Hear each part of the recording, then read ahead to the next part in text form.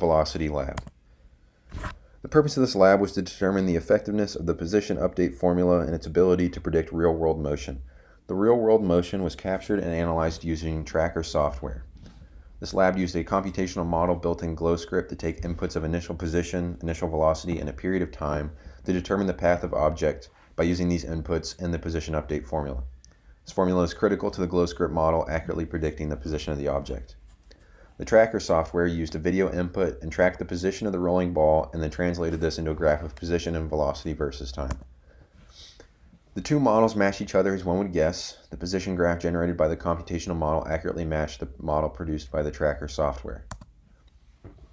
The main physics concepts that are represented in this experiment are the position update formula and constant velocity.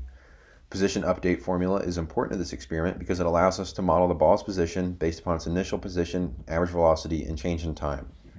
The ball maintains a constant velocity throughout the experiment as it is given an initial velocity of 1.533 meters per second and maintains it as we are ignoring the force of friction acting on the ball. In the bottom left-hand corner, we see a diagram of how friction works, and in the bottom right, we see the position update formula.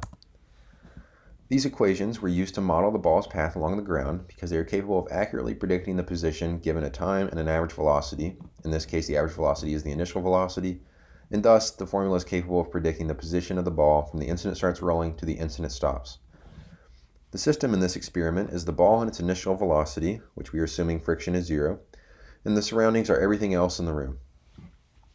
The initial conditions in the experiment are as follows: initial velocity of 1.533 meters per second, an initial time of 0, and initial position of 0.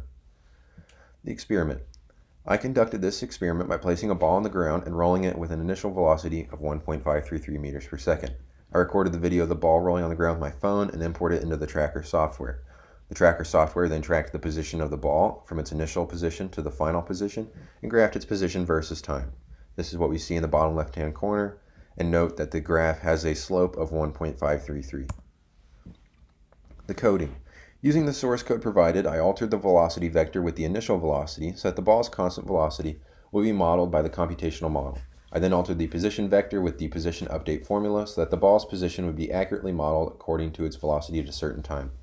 I also changed the time window that the model would run through, set the max time to 1.5 seconds, which is how long it takes the ball to go from its initial position to final position. In the bottom left-hand corner, we see a position versus time graph, noting that the graph has a slope of 1.533. In the bottom right-hand corner, we see a velocity versus time, noting that the slope is 0, and showing us that we have a constant velocity, and the velocity is 1.533 meters per second.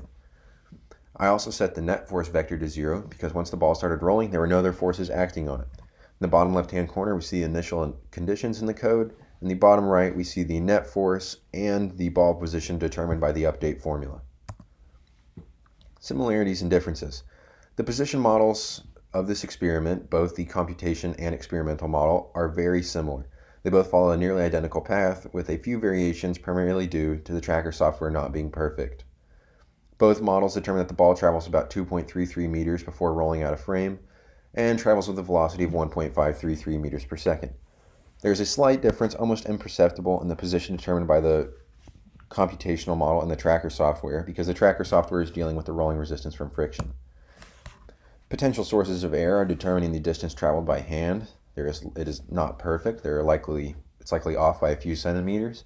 And the tracker software is not perfect as it has a hard time determining the center of the ball. And as such, the position versus the time graph can be slightly inaccurate. What if? What if the axes on the tracker position graph had been flipped? Would the graph have the same slope? Yes, it would have the same slope, but the magnitude would be negative, or it would be negative instead of positive. Flipping the axes would not change the velocity of the ball, but just the direction that it travels in. And what does this mean? The forces that add together to create the zero net force on the ball are the friction acting against the ball and the momentum of the ball. The ball experiences a rolling resistance in the form of friction, but it has momentum that negates the rolling resistance. This adds together to create a net force of 0.